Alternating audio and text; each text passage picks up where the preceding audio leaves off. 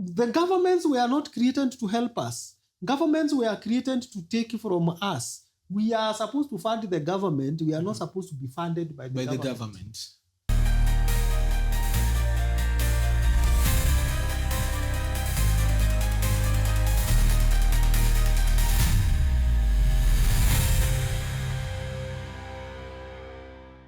Welcome to the Political Oracle, a segment of the Talkchat podcast. My name is Ibrahim Jodia and niko hapa na Daktari Michael Ndonye na niko na mwenzangu hapa Michael Oiganjo. Karibuni sana. Asante. Kwenye podcast yetu. Sasa daktari, tunafurahi uko hapa na kuna mambo ambayo lazima tuyaangazie. Yeah. Kuna mambo ambayo lazima tujue chimbuko lake, tujue yalianzia wapi. Yeah. So our topic today is how is the relationship between the Kenyan president and the deputy president evolved since independence 1963. Yeah. Because since then tumeona kwamba marais si rahisi kumaliza mihula yao na wanachini wao, the deputies. Na ma-deputies. Yeah, inakwenda 2 years, 3 years alafu mambo yanaharibika. Sasa leo nataka tuongelele hilo swala na tukiwa na Oiganjo hapa. Yeah. Sasa daktari, why do history keep repeating itself? Yeah, between these people? Because the world is always the world is round. Yeah. So we start by the fact that the world is round. And there are things we call seasons and times, and they repeat themselves. Yeah. Nature, in its own wisdom, is cyclic. We have morning, evening. Tomorrow morning, evening. Nature has a pattern. Yeah. Okay? Yes. Nature has a pattern which is usually predictable. Okay? There are seasons of rain, there are seasons of famine. Kesho kuna mvua, hiyo siku ingine kuna jua, mvua. If you look at the patterns, it's like that, even in relationships. And of course, you're asking where this relationship began. Yeah. And of course, even in what we call the Art of War is a book which was written centuries ago. We still have the issue of the king and the kingmaker. The king and the kingmaker. Yeah. The king cannot make themselves a king. There is usually a kingmaker, a powerful, in those times, military person. Okay. Who leads troops to war. Yeah. A general, they win, but there is that person that they preserve. Even in the kingdom of termites, we have the queen. The queen. And the queen kills the others, I don't know what they are called, after mating. Oh, you can use the bees, for example. Yeah, we have the queen and the drones. Yeah. Right? After the drones have met and they have made one bee a queen, the queen now kills. Yeah. Actually, the queen is helped by soldiers to kill the husband. We don't have kings in the No. We don't have kings. Only the queens. Because the queen, after the mating, you have to go. And the issue is the deputy and this country. We, for example, come back to Kenya. Yes. Our first president, Jomo Kenyatta. He had the first vice president, Jaramogi Oginga Odinga. One thing with the vice, one thing with all the vices in this life, all the vices, they usually have the power to be at the top. They are a competitor in waiting. So the vice president is a president in waiting. Okay. So kuna kama the president now anamuona kama threat. Kuna hiyo expectation. But there is that natural tendency that if something happens, this will be the person to take over my seat. Yes. Now, when Oginga Odinga, it is said that Oginga Odinga would have become president. but he made one of the biggest mistakes of his life. Oginga Odinga, the father Yes. to our... Yes. Okay. He made one of the most foolish mistakes. He decided to give that power to Jomo Kenyatta. Because remember, at that time, they were fighting for the Kapenguria. Are they 7? Yeah, Kapenguria 7. Or they were 6. Six. Kapenguria Kapenguria 6 to be 6. released. Yeah. Then it is said that Oginga Odinga would have become president, but he said, no, our president is in jail. Release him. Okay. Oginga Odinga now. Yeah. His own statement. Yes. So he's the kingmaker in that scenario. He actually is the king. What can I call it? He decided to give away his kingship. Okay. I remember also I think James Gishuru stepped down for Kenyatta. Yeah, there are many people who sacrificed for Kenyatta to be president. He was an inmate. And then when he came, he had no other person whom he could make his deputy rather than Oginga Odinga. But Oginga Odinga had a different ideology about politics and leadership. Yeah. Within a very short time. And you can actually check, if you check the time Oginga Odinga was vice, was between 1964 and 1966. How many years are those? Around 2. Then he resigned because he clashed ideologically with Kenyatta. Yes. He sacrificed, but when Kenyatta became president, he followed the law of power. As a king, you make sure you kill your kingmaker when you are enthroned. Do not live with him. As a king, Kingmaker. you know this is politics. And nachukia mimi host ninapoachwa nje katika mada. Okay, as a king you must kill your kingmaker. Yes, that is what Machiavelli says. Okay. Yes. A good king, when you get to power, because your kingmaker is always waiting and he can kill you and become the king. So you kill your kingmaker. Maybe to ask, is that But what then, Ruto did also? I don't know, but you can, if you follow that statement, you can understand. You can why. understand, yeah. Okay. And so Jaramogi Oginga Odinga was the second vice president. And from that time until Kenyatta died, he was afflicted politically. And at one particular time, even when Moi became president, Yes. President Moi decided to revive him many years later, from 1966 to 1978, when now he was also made, I think, a minister. And then he said something, and Moi could not keep him because he still had the same ideology and the same bitterness. Kenyatta became president. Kenyatta stayed with his deputy, his vice president, for 2 years. For 2 years. And after that, Jaramogi Oginga was afflicted through detention, a lot of things aliteswa. Na yeye alikuwa kichwa ngumu. And then the second one was, of course, Joseph Murumbi. Joseph Murumbi alishikilia for 1 year or less. Then he had some health issues. So it was not a big thing. Then after that, Daniel Arap Moi. Daniel Arap Moi is the one now who managed to stay with Mzee Jomo Kenyatta until Mzee Jomo Kenyatta exited, and he left him the throne. Okay. So up to that point is clear. So during Jomo Kenyatta's time, the only vice president whom they did not agree was Oginga Odinga.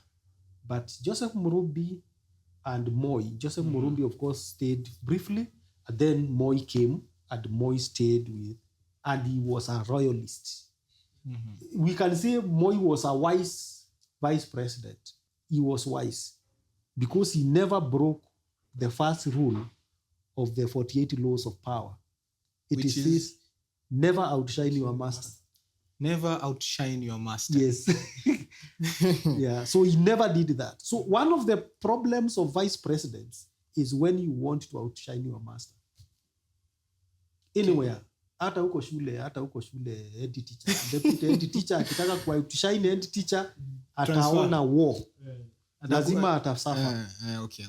Yes. Sasa daktari, watu wengi wanajiuliza kwamba tunapoanza kupiga siasa zetu, I choose Waiganjo as my vice president because shida nyingi zinaanzia kwenye ma vice president, hao ndio wanaachwa. Sasa labda una maoni gani kwenye hili swala? Sababu unamchagua mtu vizuri, you go with the campaign with him, you do campaign with him, everybody's that is because of the new constitution. Because if you look at the older constitution, even if you move and look at the first vice president wa Daniel Arap Moi, alikuwa Kibaki. Kibaki was there for 10 years. Sindio? Yeah. Mpaka Kibaki akaamua akuwe na ambitions za kuwa president. Ndio alitemwa nje. Sindio? Yeah. And then after Kibaki kulikuja na mwingine alikuwa anaitwa Joseph Karanja. And Joseph Karanja just resign. Yeah. And he resigned for because of political pressure, of course. So he stayed for 1 year. 1 year. He resigned. Then there was John Saitoti. John Saitoti was another very wise vice president. He stayed for 2 terms non-consecutively, 1989 to 1997.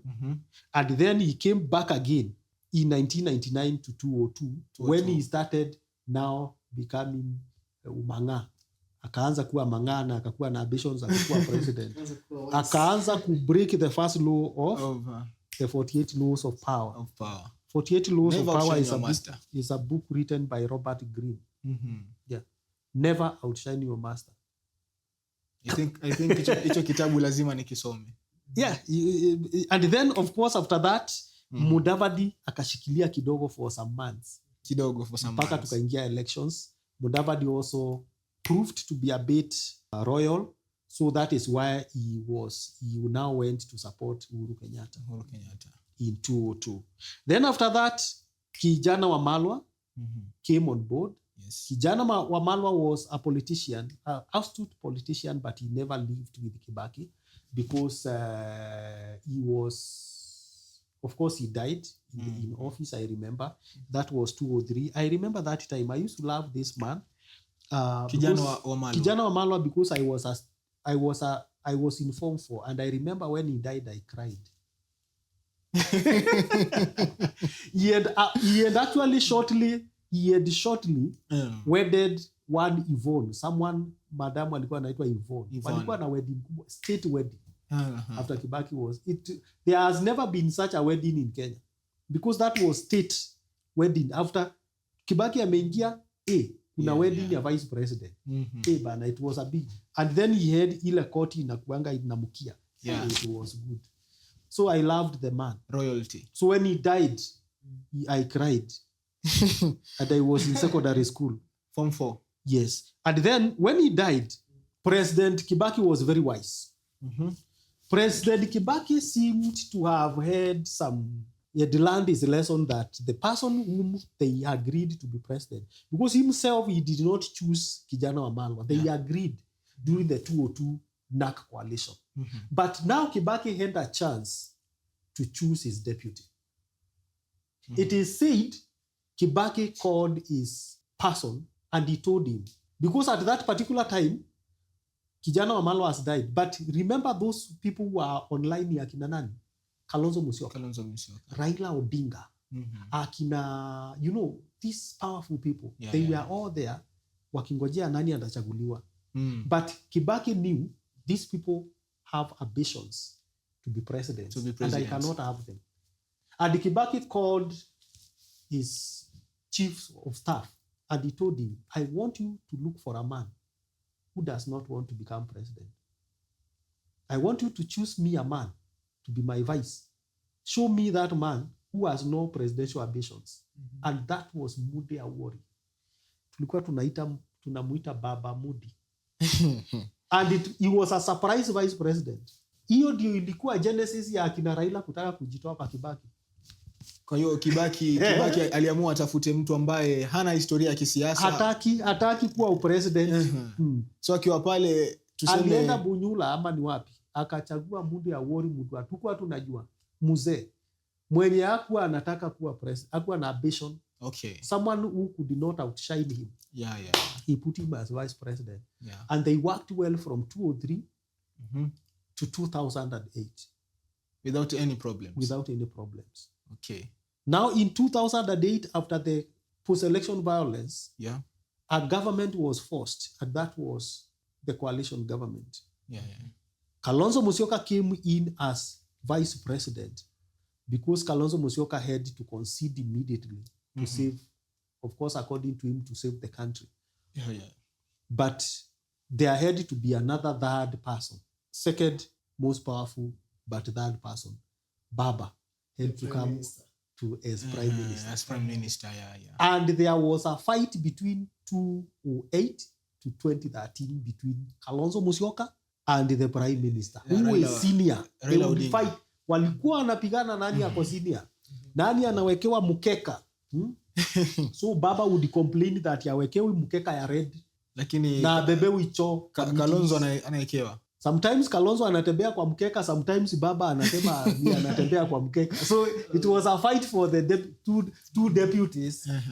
So Kibaki in his second term he was a silent man. He left them to fight until yeye akatoka. I remember last time ulikuwa unasema Raila anasema kwamba Kalonzo anatumia handsome. Yeah, sasa hiyo ilikuwa after the 2005 referendum that failed. And that gave now the birth of course the ODM. ODM Kenya. Ilikuwa before Wiper. Because by then they formed, of course, ODM because it was a orange which was no. Orange was Saidia no. Okay. Saidia yes ilikuwa ndizi. Yeah. So after that now we had the new constitution. 2010. Now the new constitution complicated now the issue of the vice president, the deputy.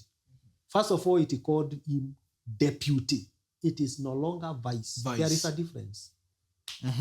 Yeah. The difference a deputy president, deputy. There is no difference. There is no difference in terms of the deputy president and the vice president. The vice president. First of all, vice president was picked and you could sack him. Now the deputy president, you are elected together. Okay. He can only be impeached through parliament. You cannot sack him. So the vice president, the president alikuwa na uwezo wa kusema namchukua anasema huyu ndiye deputy leo akisikia usiku mpendi anasema kesho sio huyo ni huyu. You get? Yes.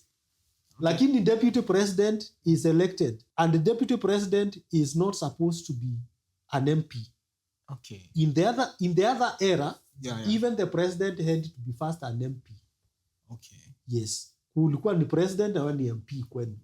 So, lazima ungeelectiwa MP ili uelectiwe na president. So the new constitution sasa hakuna president asipoelectiwa ukianguka umeenda nyumbani. Ukicontest presidency, huwezi contest presidency na MP at the same time. So wewe ukichomwa umechomwa.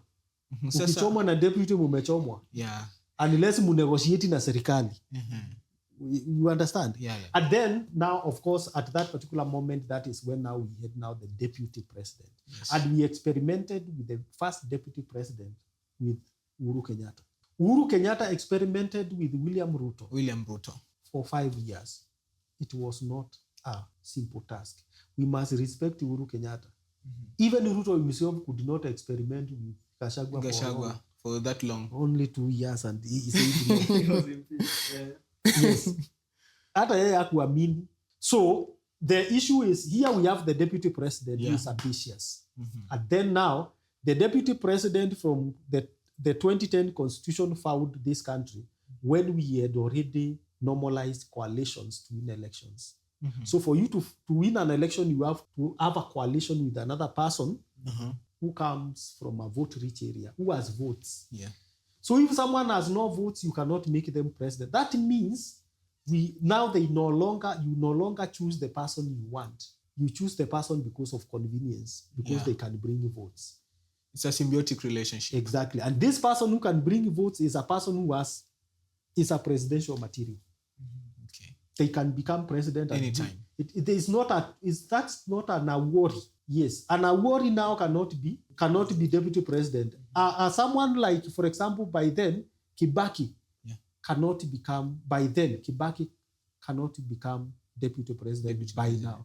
Someone like Akina Murumbi, the ones we have said, they could not qualify under this order. Someone like Mudavadi could not qualify under this order. Someone like Saitoti could not qualify under this order. Saitoti was a Kikuyu Maasai. So the 2010 constitution drew a line between... Now 2010 constitution made it work. The structures now makes the politicians to rethink the way to get to presidency.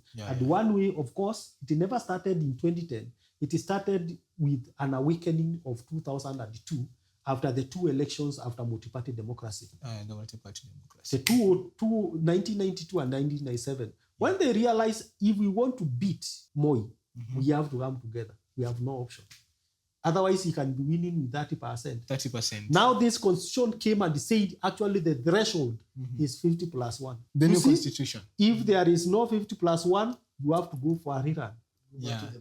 And that is the problem, because now two people who have votes must come together. Not because they have same interest, but because they need to win. Then after winning, now munaweza amua venye mutafanya. Wewe kama president umepewa power.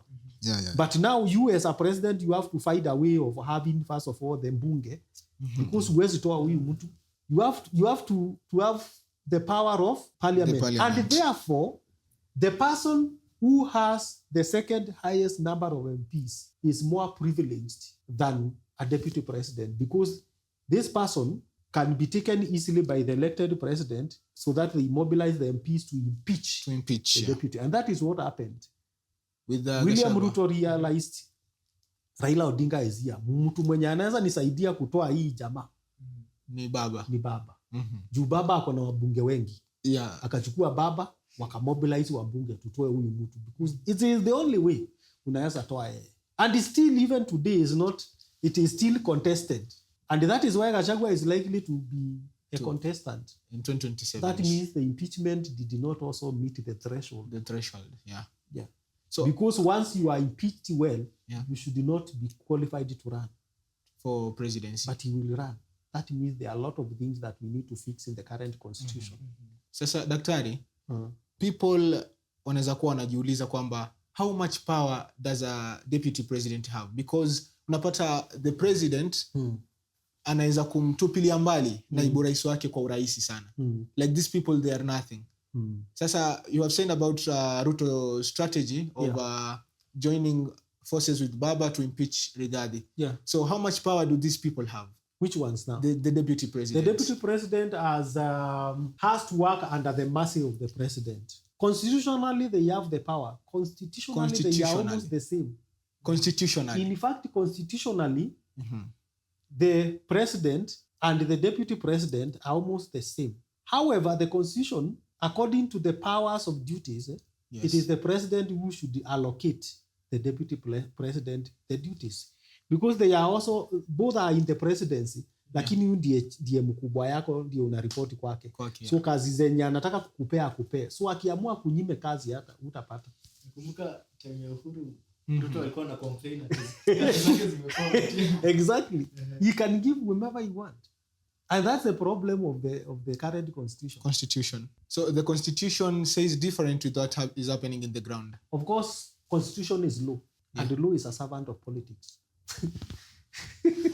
Constitution is law. So constitution cannot be above the politics. Politics can be above law. And that is why we said here another time that already we stopped. We actually have deactivated a lot of functions, a lot of buttons, of the current constitution. We have already muted them. We have muted a lot of them. So there are some people in Kenya which are above the constitution. Not people. You can say that the constitution is for the... Politics, because parliament is the one that is oversees the implementation. That's why they are called legislators. They are legislators because they can make a new law and they are representatives of the people, and the constitution allows them some leeway to amend some things inside there, so they can amend the way they want. It's the same thing they did when they were bringing in BBI. But now the court, constitution, because constitution is under the auspices of the judiciary. The judiciary. Unless judiciary decides to save the constitution has no power in the hands of politics. That is why the issue of BBI had to be overturned by the law, by the courts. The judiciary now. Yes, the judiciary. Yeah. Actually, for this case, the Supreme Court, not any other court. The Supreme. The Supreme. Okay. So the Supreme Court is the watchdog. If the Supreme Court is weak, our constitution is nowhere. It has no power. So the Supreme Court is the only thing that protects Kenyans. The judiciary. No, protects the constitution. Okay, the constitution is for us Kenyans, and the constitution ni sheria ambazo zinatufanya sisi tuishi katika taifa letu. So if the politician they can compromise the constitution, means that the judiciary now is our savior. Yeah, kwa sababu wanasiasa ndio walipeana hiyo power kwa katiba. Constitutional power comes from politics. Constitution making is a political process. If we want to do away with this constitution, guess who will start the movement? Politicians. And the process of even bringing constitution, breathing life into constitution is political. Referendum, elections. That's politics. So constitution is law, the supreme law of the land. But there is that other institution that makes it law, is politics. That's why we usually say law is a servant of politics. Okay. Yeah. Sasa, Daktari, how has the current political situation affected the government ability to implement their agenda and to serve the public? Because we see this president and the deputy running here and there, talking this and this, everywhere they go. Kuliko kuongelea masuala ya maendeleo, tunapata kwamba wanaongelea sana kuhusu siasa, wanaongelea sana kuhusu kujibizana. Sasa, how does this affect kwa sisi wananchi? Mnawaitanga wana maendeleo ama ni wanasiasa? Now, before we ask the question, wanaitwa nini? Wanasiasa. Sio wana maendeleo? Wanasiasa. Lakini watapiga siasa. Lengo letu, we have choose them to be our representative. Even though the constitution, the democracy says. Sasa wale, hiyo ni uongo ya katiba. Hauwezi kuchagua wanasiasa waongoze maendeleo. I know this is contradiction. Yeah. Tungekuwa tunataka watu wa maendeleo, tungechagua wana maendeleo. Wanasiasa ni wa kupiga siasa. Sawa. Yes. You cannot entrust. Kuna kakitabu kanaitwa The Richest Man in Babylon. The Richest Man in Babylon. Yeah. The richest of man in Babylon anasemanga, you cannot entrust a brick maker to guide you on how to get the best gold. You cannot entrust maendeleo kwa wanasiasa. Wanasiasa sio wa kuleta maendeleo. Maendeleo ni ya mwananchi. Yeah, there are institutions chenye wanastahili kufanya ni kumake policies zenye zinaweza kulete maendeleo. Hiyo ndio kazi yao. By the way, I don't know who told politicians are supposed to bring development. That's the problem we have. Go to the United States. Yes. The president of United States does not talk about development. He talks about how to protect the country. Who is to come to our country, the issue of refugees. Kuna wana maendeleo huku chini wanafanya maendeleo. So the country should have structures to employ people who can deliver development. But we have left it to politicians. Wanaitwa wanasiasa, hawaitwi wana maendeleo. The question is, have we left it for the politicians? Yes, we have left it. The politicians. We have entrusted gold, maendeleo, to brick makers. But kwenye jicho lingine, wanasiasa. Tupata wanasiasa ni kama wanangangania haya maswala. Because last time kulikuwa na swala bungeni kwamba they want to remove this county government bursaries. But magavana alikuwa kama ili swala hawalitaki. It seems like they benefit from acting like wana maendeleo. So it seems like this politician wanataka sana kuwa wana maendeleo. Kwa sababu wanajua hiyo kitu wanaita bursaries ni pesa. Yeah. wanajua wakiwa na hiyo pesa ndio wataweza kupata wako na power hata huko chini. Kumbuka tulisema people follow money, people follow wealth, people follow affluence and influence. There is no influence without affluence. None. Without money there is no movement. So politicians know when they have this money ndio watapeleka huko nyumbani waseme ni mimi nimefanya hivi, mimi ninafanya. But when they have no such money, they have no power at home. That is what they are fighting about. Okay. So tutatoa wapi hawa wana maendeleo? Wana maendeleo ni kutoa nguvu kwa wanasiasa, murudishe nguvu kwa institutions. Mutoe matumaini kwa wanasiasa, muweke matumaini kwa institutions that are able to help us. Ukitoa matumaini kwa mwanasiasa utakuwa umemunyima power. Let me tell you, if you don't depend on someone, you disempower them.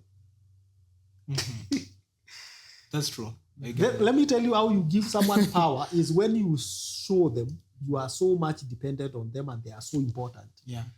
If you don't consider them as important, they lose power. As long as we consider, and that's why I said the other day here, as long as we consider President William Ruto and the president to be so important in our economy, in our social life, he will still continue wielding power. Immediately we will look away from him. Na akute hata ninatembea huku, hakuna mtu ananiambia rais, hakuna mtu ananisalimia, kila mtu ako shughuli zake akijishughulikia, hatakuwa na power. You understand? So one of the problems Kenyans we have done, and I said it here, is that the constitution, 2010 constitution, disempowered the president. Then we decided to empower him again by putting a lot of hope on him. So then he becomes powerful. The 2010 constitution disempowered the president. Kabisa. How? Ilitoa kila kitu mpaka ikapeana power kwa governors. Now we have 47 governments. So 47 governments were in one man. Then we have governor here. We have the National Assembly, the county assembly. We have CECs here. So there is no need for ministers depending on ministers there. Governor is governor, anaitwa His Excellency. So we don't have one His Excellency. We used to have one His Excellency. Before Constitution 2010. Yes. Now we have 47 excellencies. So what has happened? But now we went back now to worshiping the president. Until now the president is so powerful than the previous president. Yet he is not supposed to be like that. And one of them is actually putting hope. Matumaini yetu yote iko kwa rais. Paka wangu anjazaa ni Ruto. Ng'ombe yangu anazaa akikufa ni Ruto kwa sababu ajalete mmempea power. Na lazima mkumbali, the more you have given him power, he will exercise that power. Sasa daktari, ili swali linakuendea wewe as a political analyst. What are the constitutional or political reforms you will recommend to prevent similar situation from arising? You as a political analyst. Political reforms should be bottom up. Political reforms should start with our change in mindset. That will be the biggest reform. Change in our mindset as citizens. We need first of all to understand our rights. What are our rights? What are our privileges? To who are we supposed to hold accountable for what? We actually hold the president accountable for things he is not accountable, and he is happy. Because immediately you hold him accountable and you have created something in your mind that he has the power to do everything. Then he will have that power to do everything. We have given our power to him. So we need to change our mindset. And first of all, no, Serikali is not supposed to help us. The government is not our helper. No, the governments were not created to help us. Governments were created to take from us. We are supposed to fund the government. We are not supposed to be funded by the government. So citizens should understand that. They should know that they are not supposed to kulilia Ruto. Ni Ruto anastahili kutulilia kwa sababu ni sisi tunamulisha. Lakini sisi tunapindua the other way around. It's like this person who you have the food, Yes. then you have the power to give someone food. Then when you give them, you now start crying for the food and begging them. You get? That's the analogy. It is us who are funding William Ruto and the government, and therefore, through the consolidated fund, he can now be able to fund what we call the commons. Let me tell you what is commons. There is a book called The Tragedy of Commons. The commons are those things which are shared, the resources which are shared in a community. In a community. Wewe uko na nyumba yako umejenga kwa one plot. Yes. Sindio? You are fake landlord. Then hapa nje kuna barabara yenye mnatumia wote. Hiyo sasa ndio tunachangia pesa Ruto ili manage hiyo barabara, kwa sababu mimi sitatengeneza, hutatengeneza. Ukitoa pesa kidogo tunatengenezewa, inakuwa ni tunatumia zote. Ni mali ya umma. Kwa Kiswahili. Commons ni mali ya umma, mito ya umma, barabara za umma, kwa sababu lazima tutumie zote. Na hii hewa ya umma. So tunapeanga Ruto pesa atengeneze hiyo miradi, lakini ile yako kama education. And of course, because of we were developing countries, we had also defined some things like basic education as commons. What we call now the human resource for education is something that the government should cater. Lakini we moved from there. That is why we have private schools. Huyu anasema hapana, hii yenye ya serikali haiko kwa ile kiwango tunataka. Kuna mwingine amekiriti ya ile kiwango, so unaweza njilipia. In fact, huyo mtu ikiwa umesoma private, ujue serikali inakudai, unastahili kudai serikali, kwa sababu tunachangia serikali ili itengeneze ya mambo. Ni kama hautumii ushuru wako, utumii ushuru wako vizuri. Utumii vizuri. Lakini sasa ukiitumia vizuri upande huu mwingine, you get low quality services. Low quality. Or no services at all. No services at all. So the government is supposed to depend on mwananchi. So when someone comes and gives you some promises as if they will use their money to do development, is a lie. The more development you need, the much you will contribute. Let me give you an example.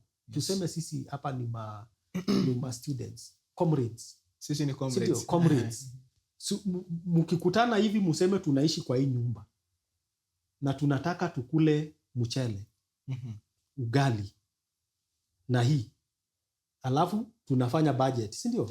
Budget ikiwa kubwa, contribution kila mtu atatoa kubwa, si ndio? It's the same thing. Tukitaka Ruto atengeneze barabara zote zikuwe za rami, na sisi tukue tayari kutoa pesa yote kwa mifuko yetu, kwa sababu hana pesa. It's the same thing. That understanding, and it will help us from getting frustrated. So now turudi kwenye topic yetu. Some of the reforms ambazo zinaweza fanywa kikatiba ama sheria ambazo zinaweza wekwa to prevent this president and deputy that's why I said the best reform you can do, the first reform is change of mindset. Because even if you have the best reforms in this world, without the change of mindset, is in vain. The first reform in your mindset. Then from there we can have other reforms, and our mindset will be geared to that reforms. We have the best constitution, one of the best constitution in the world. Kenyan constitution. Yes. I want you to read this constitution. Hii katiba hii yetu is one of the most reformist constitutions in the world. Yes. Kwa hiyo ni sisi ndio tuitumia vibaya. Ni mindset yetu nayo ni mbaya. Ni kama kununulia mtu kitanda kizuri cha dhahabu na anapanda na miguu anjaoga. Unaelewa? Na kuelewa daktari. Usipobadilisha mindset. Ukumbuki Kibaki alikuja akajengea watu wa huko Mathare na Kibera. Akawajengea nyumba mzuri sana. Lakini hakuwabadilisha mindset, akawapeleka huko, wakatoka wakarudi kwa mabati. Na wakaanza kukondisha hizo nyumba. Na wakasema aturudi, sisi hatunjazoea kuoga kwa hot shower. Hiyo maji inatuchoma. Unatuambia nini kuishi kwa mawe? Tunataka mahali tunaweza kurusha flying toilets. Sasa hapa mnatuweka ni safi, pasafi. Hewa ni safi, hatujazoea hiyo.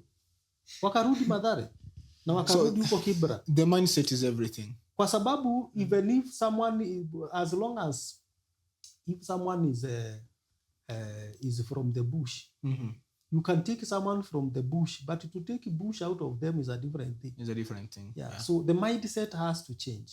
We have not changed our mindset as Kenyans. Okay, so that's our problem. Everything is possible, just the mindset. Mindset first, and then other things. Zinakuja. That is why it is called the superstructure. Okay. You change the superstructure, then you create an infrastructure. It will work. You change first of all, not the hardware, but the software. Hii simu hii, hata ikiwa mzuri namna gani, usipoweka the correct software, itakuwa bure. Itakuwa bure, yeah. In the container. Yeah. So the constitution is the structure. It's a legal structure. That is why it's called a legal framework. Yeah. If the software, hii simu ikikosa software mzuri, hauna simu, una kitu tu, una kindunde tu, kindunde. Okay. Lakini simu ni software. Simu sio hii body. Yeah. Simu ni software. So if we don't change, and our mindset is the software. That is why it's called the superstructure. If you want, the constitution is an infrastructure.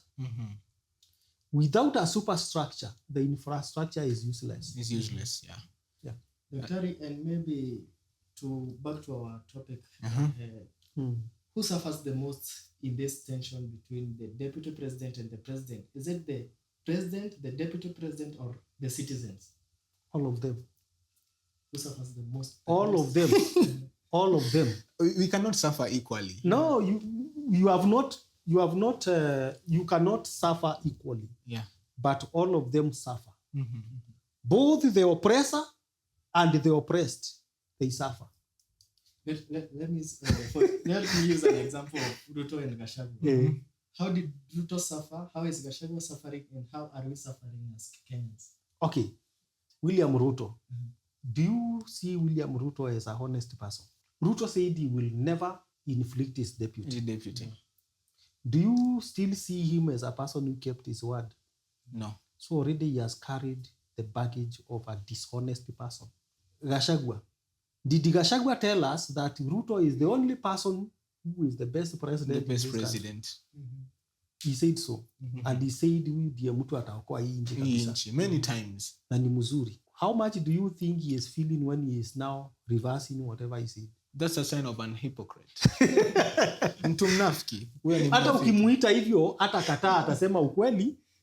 Mimi ni mnafiki. Niliwadanganya. Hata yeye amesema he has even said that several times. I'm sorry niliwadanganya. Sio? Do you think it is easy for a man to stand and apologize? He is suffering. And now the citizen now.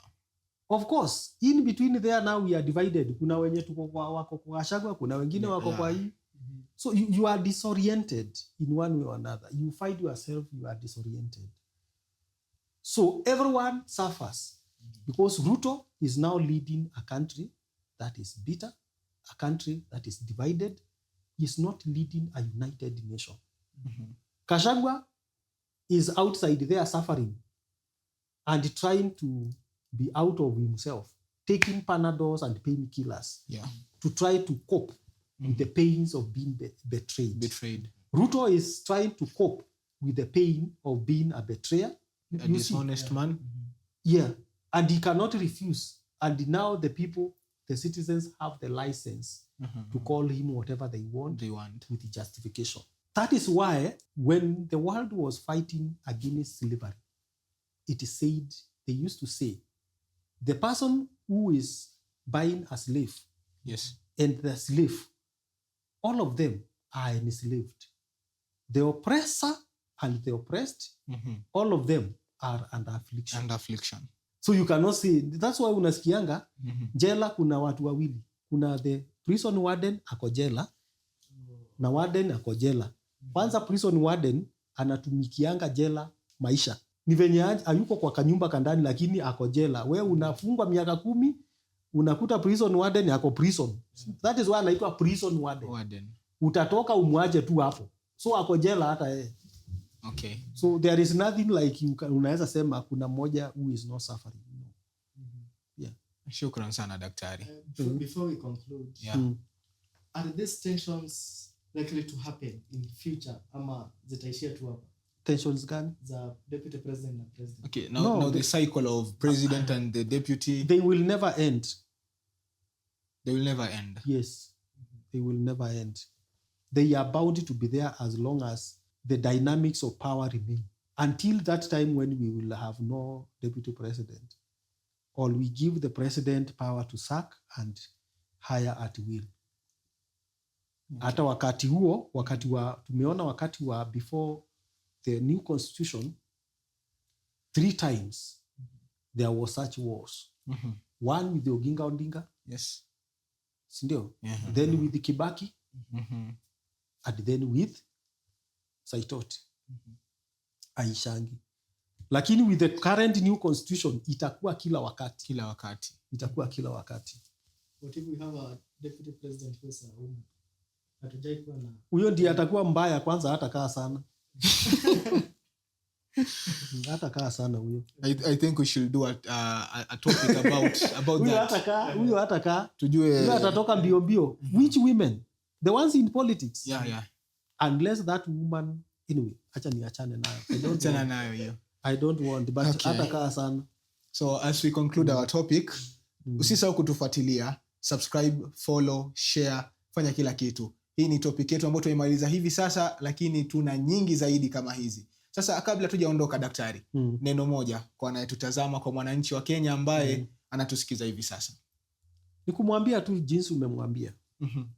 Like, subscribe na ngojee, kwa sababu hapa kwa hii Talkchat tuko na mambo mengi. Hapa tunakupatia education. Yes. Tunakupatia ufunuo. That is why we call ourselves oracle. Yeah. An oracle. This is an oracle from political heavens. And our words does not fall into the ground in vain. Okay, shukran sana daktari. They must bear fruit. Remember, this is Political Oracle, a segment of the Talkchat podcast.